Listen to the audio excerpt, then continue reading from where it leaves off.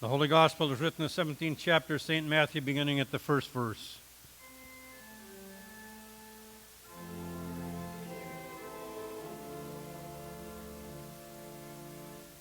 Jesus took with him Peter and James and his brother John and led them up to a high mountain by themselves. And he was transfigured before them, and his face shone like the sun, and his clothes became dazzling white. Suddenly there appeared to them Moses and Elijah talking with him. Then Peter said to Jesus, "Lord, it is good for us to be here. If you wish, I will make 3 dwellings here, one for you, one for Moses, and one for Elijah." While he was still speaking, suddenly a bright cloud overshadowed them. And from the cloud a voice said, "This is my Son, the beloved, with whom I am well pleased. Listen to him." When the disciples heard this, they fell to the ground and were overcome by fear. But Jesus came and touched them, saying, "Get up and do not be afraid." And when they looked up, they saw no one there except Jesus himself alone. As they were coming down the mountain, Jesus ordered them, "Tell no one about the vision until after the Son of Man has been raised from the dead." Here ends the gospel for the day.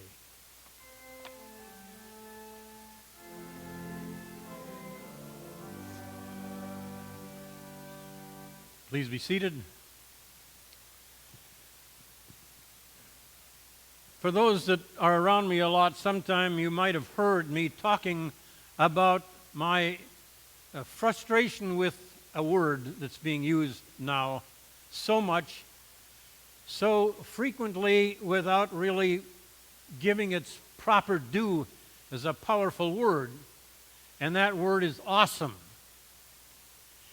It seems to me at one time awesome represented something extremely unusual, something very powerful that could be remembered, but now everything seems to be awesome.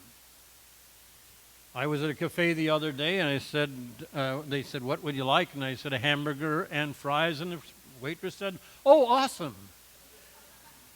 And I said, "No, adequate, not awesome."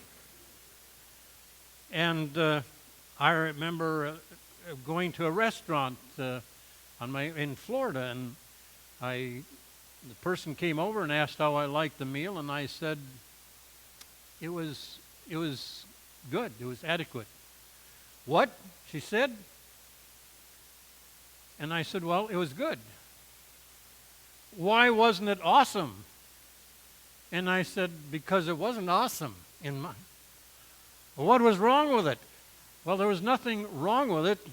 It's just that you're not the Ruth Chris Steakhouse, and that's awesome to me." And the person who was with me said, "Yeah, come off it, Hans."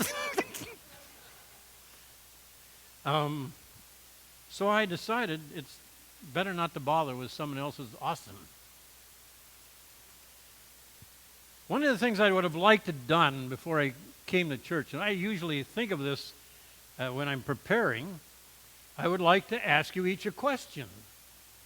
What is there in your life that you can remember that was awesome, that you can remember forever, that you don't necessarily think about it every day, but it comes to mean something in your life as you go down the road? What was it? I don't know what would be your answer. I know that I have gotten some response on that when I've asked it to individuals. Very often, if you ask it of older couples, they will say, "My wedding day.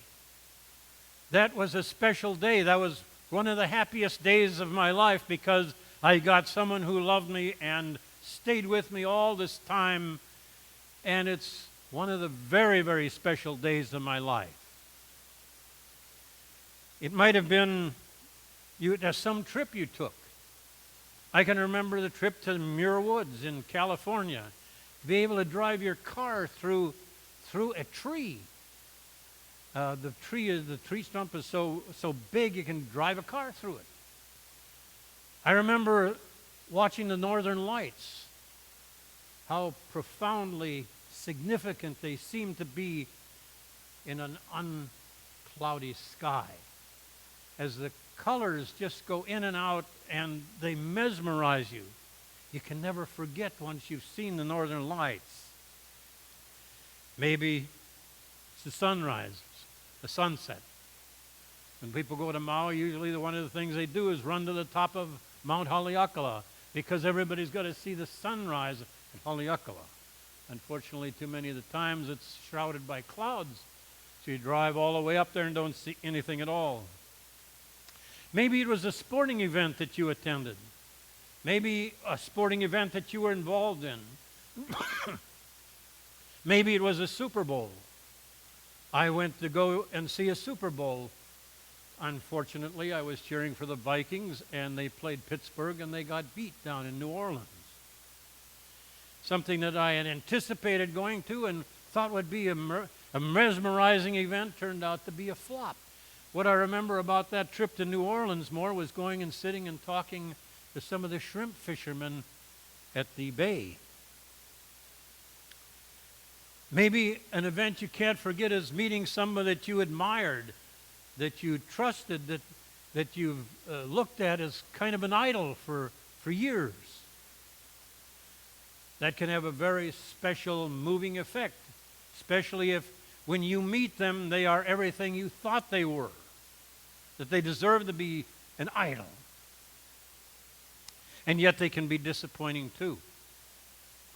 Maybe the person isn't into public relations, and this person that you wanted to meet so badly treats you as if you don't exist. I don't know, what is it?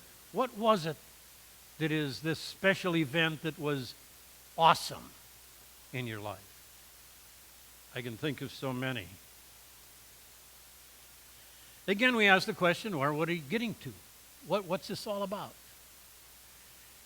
And the thing is that we have a very difficult text. And we went to sermon text class. We found out how difficult it is because nobody really knew how to interpret the transfiguration. We read about it in the gospel. Jesus, after Sermon on the Mount, comes and takes 3 of his disciples, Peter, James, and John. He takes them up into the mountain, and all of a sudden he becomes radiant white. There's shining lights everywhere. And on one side of him appears Moses, the other side appears Elijah. And they are just extremely intoxicated by what is happening. And a voice from heaven comes and said, "This is my beloved Son in whom I am well pleased." The same as they experienced at the baptism. They don't know what to make of it. Peter says, what do we do? Do we build a shrine here? Do we build 3 tabernacles, one for you, one for Moses, one for Elijah? What do we do? And Jesus said, no. But they're afraid. And he tells them to not be afraid, and they look up, and the 2 others are gone. And they swear that Jesus was talking to both of them. And then they're ready to go down the mountain again. And Jesus said, well, don't tell anybody about this experience. I know they're anxious to tell somebody. He said, don't tell anybody until after the resurrection. Well, they don't understand this at all. What is interesting is that we try so hard to make something into that when it appears that the apostles didn't necessarily find anything other than this awesome event. They knew something unusual was happening here. It was a high point of their life. They remembered it forever. And when Jesus had risen from the dead, they talked about it a little, but still really didn't understand it. But in our pericope text, we tried so many ways and read so many sermons trying to explain it. There are a lot of explanations. One is that was a symbol of the fulfillment of Jesus, of the law and the prophets in the Old Testament. That Moses represented the law, Elijah represented the prophets, and Jesus fulfilled all the prophecies about him. Then there were some that took the attack that this text was some kind of proof that Jesus really was divine. He left something with them that reminded there was something unusually special about him. And then there were some that just said that he wanted to show that it is important to have certain events in your life which give you inspiration, but then you have to get over it and get down the hill and live in the common life again. You can't be all excited all the time. There are special events that make you feel a certain closeness to God, and then you go down and work it out among the people. In our English class, I remember we were studying a poem called Flower and Crannied Wall, and the teacher pointed out that there's a difference between the Eastern mind and the Western mind as how they view beauty or view something like a flower.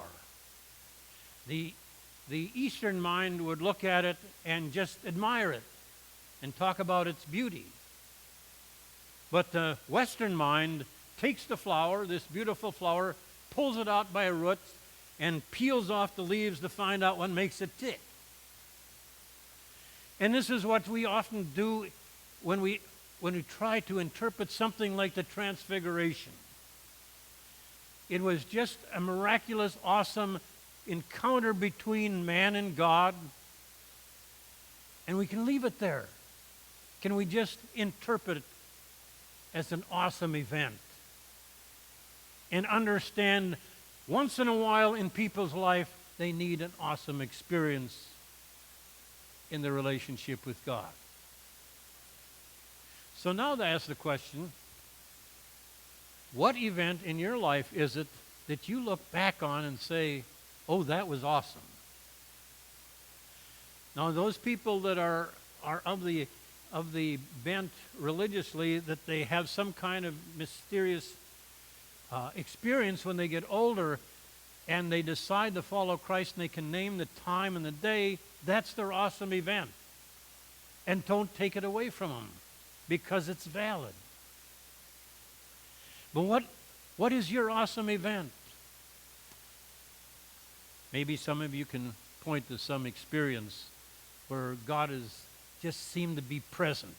You couldn't understand what was happening, but you know you were overwhelmed and you were excited about it. A lot of ministers say that's when I got the call to be a minister. So I was trying to look at my own life and said, what are the events that really are awesome to me that I will remember? The first one that I remember that came off the top of my head right away was attending a concert of the Mormon Tabernacle Choir on top of the Punch Bowl Cemetery in Honolulu. It was a concert like I've never heard, and I was moved by that group so much. I came off the mountain, and I knew something special had happened. And that song, Come, Come, Ye Saints, and the Battle Hymn of the Republic, I'll never forget the way they were sung. And then I remembered another religious event that made a change in my life. When I was a child, we sat and listened on the radio on Sunday morning after we came home from church. Central Lutheran in Minneapolis was broadcast, and we came and sat and listened. And the minister was Shorty Yortland when the age of preachers was oratory, and they were silver-tongued orators. They kept you really involved in what they were saying, not the family style we do now. But one day we went to Minneapolis, and my father took me, and he said, you want to go to Central Lutheran and hear Shorty Yortland? And I said, oh, that would be awesome. No, I didn't say that. I didn't know the word at that time. But I was very excited about going there. And I was just mesmerized by that service. And I'm not so sure that that's not a big part of why I am here today. I just could not believe how moved I was by that message.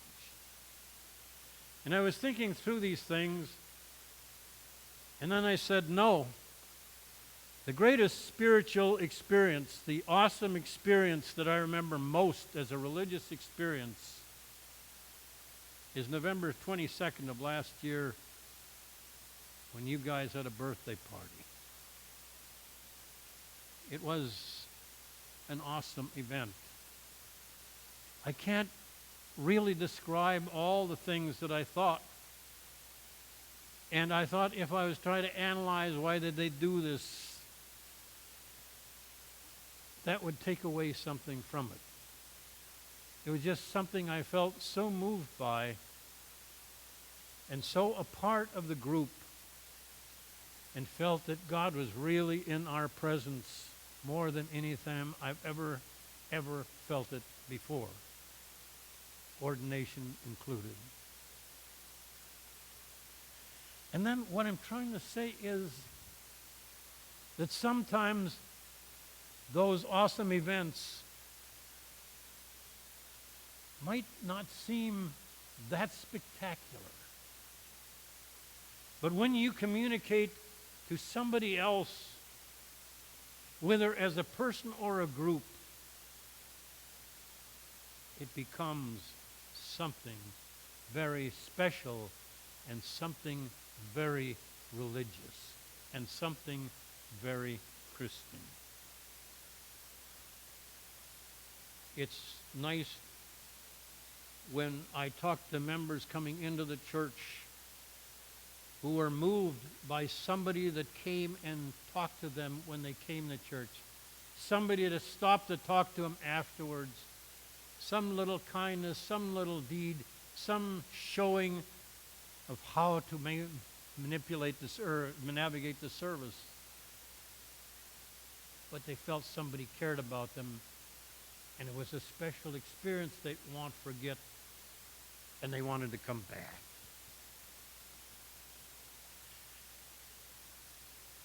The basic thing is that you can be an awesome part of somebody's life simply by communicating the love of God to them in very small ways. Sometimes a hug is the greatest message of all. I could talk about so many things about the Transfiguration and try to make theological statements about it. But can't we just say that it was a very special religious experience which the apostles had, wrote about later, could never forget, and convinced them that Jesus was Lord? It was something they couldn't forget about. It was something they had to write about. It was an awesome event. Amen.